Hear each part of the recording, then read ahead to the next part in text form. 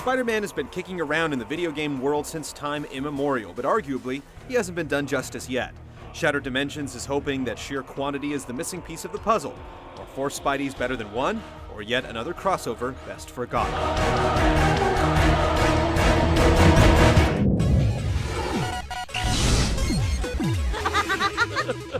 Can somebody tell me what's going on here? One day, Mysterio decides to rob a museum. His target? The Tablet of Order and Chaos, an artifact capable of bestowing unimaginable powers to its holder. Of course, Spider-Man is on the scene to stop him, and he almost does so handily. But just as Spidey's about to lay him out, the crafty prestidigitator deflects the blow with the tablet, causing it to shatter to pieces.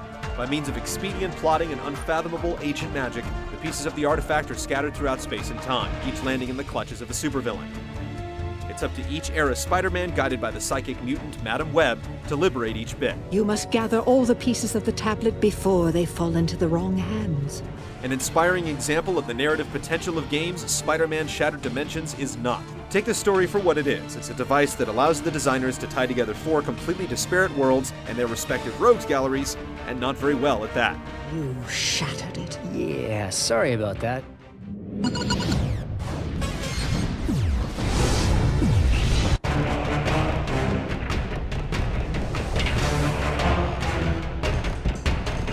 Spider-Man Shattered Dimensions spans 4 alternate universes in the Marvel continuum, each offering a different rendition of the venerable superhero that promises to be unique.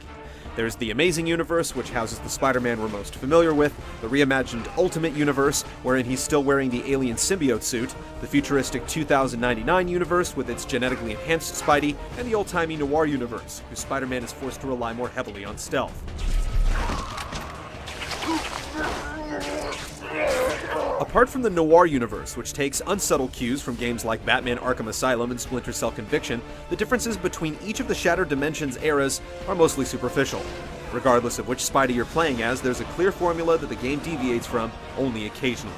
Every level starts out with a menacing, grisly, or slapstick introduction to the supervillain boss, the tone depending on the universe. In most cases, you'll proceed to chase him down as you do battle with waves of enemies that neatly fit archetypes that span the universe, different as they may look.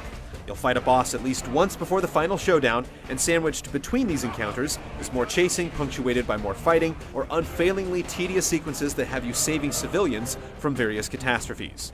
After the boss fight, you retrieve the tablet shard and are free to go.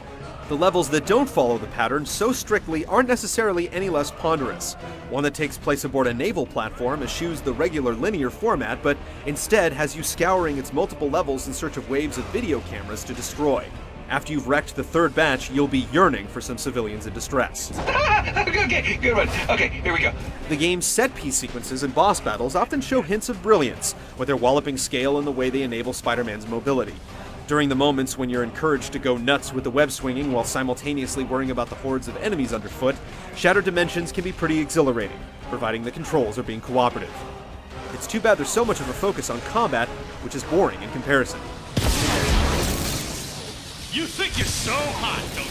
There's a leveling system in place that does its best to make sure you experience every bit of interaction the game is capable of rendering. You get XP for beating enemies, finding collectibles, and completing objectives, but also for a multitude of other things, all detailed in a vast catalog of in-game achievements. If you can think of a specific action, chances are there's a bonus objective tied to it. You unlock a whole mess of stuff with the points you earn, from health upgrades and extended combos to special attacks and bonus costumes. For better or worse, the system encourages a wholly compulsive approach to playing the game. The constant stream of goading feedback is very hard to ignore. Ah, you speak a great truth. Let it be your prize, then.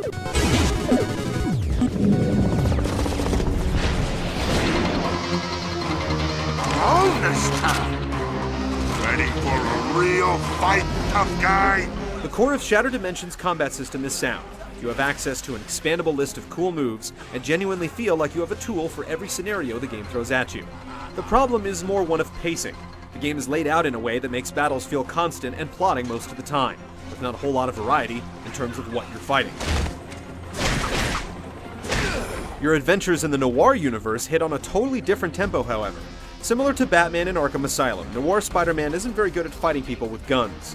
Your recourse is to catch them unawares and perform takedowns, stringing them up and beating them down from the shadows. The system works well enough, but it lacks the facility of control, not to mention the variety, of its betters. The controls are decently functional, but feel a little roughshod at times. Wall crawling affords you a terrible view, and you'll frequently battle a spastic camera when trying to web zip to a surface. The targeting system in combat isn't very responsive either. You're also sure to encounter a few bugs, mostly involving getting stuck in the environment in some way, the worst of which will require you to reload a checkpoint. Oh well, we just won't use a lot of wide lenses. There's very little distinction between the four eras, apart from the stealth focus of the noir universe.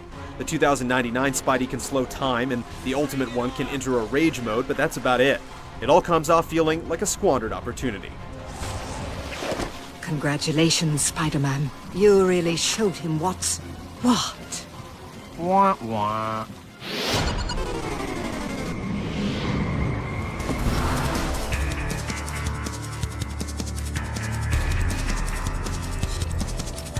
Shattered Dimensions looks convincing enough, though it's unlikely to knock your socks off. The amazing levels stand out with their vibrant looks that successfully evoke a cartoon. The noir universe hits some cool notes as well, despite the fact that its look is at this point pretty well trod.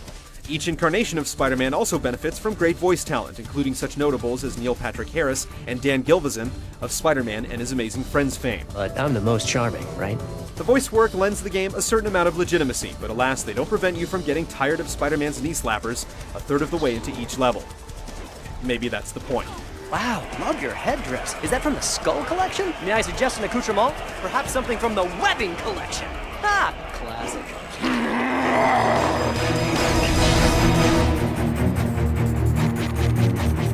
Spider-Man Shattered Dimensions lacks the variety to sustain its 10 or so hours of length, and the imagination to truly make good on its multiple worlds concept.